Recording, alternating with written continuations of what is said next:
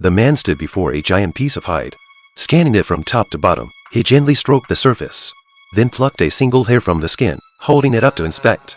A realization struck him. He turned to the king and declared, "This is big skin from Esau." But the king quickly rejected his answer. Next came a charming, well-dressed gentleman. The princess's eyes lit up at the sight of him. She hurried to the old king, hoping for a hand, but the king simply smiled and stayed silent, saying no one would ever guess what animal this hide came from. The gentleman gave his best guess, but sadly, he was wrong too. Then came a stern-faced man, looking very professional. He took out a magnifying glass and examined the hide closely. The king watched with delight, while the princess grew increasingly nervous, because whoever guessed correctly would win her hand in marriage. When the man got it wrong, the princess let out a sigh of relief. Just then, a tall, ugly wild man walked in. The guards moved to block him, but the king insisted everyone had a right to guess. The princess stared in horror, having lived in the deep forest for years.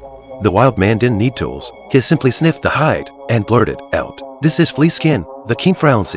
Stunned by the answer, it turned out today was the princess's coming-of-age ceremony, and by the kingdom's tradition, she had to choose a husband on this day. But the king, who adored his daughter deeply, had come up with this impossible riddle to keep her from marrying anyone. He never expected someone would actually guess it right. Seeing her father's shocked expression, the princess realized the wild man was correct. Unable to accept it, she ran out of the palace in tears. But the king, bound by his word, had no choice but to honor the agreement. In the end, the princess was reluctantly dragged into the mountains by the wild man.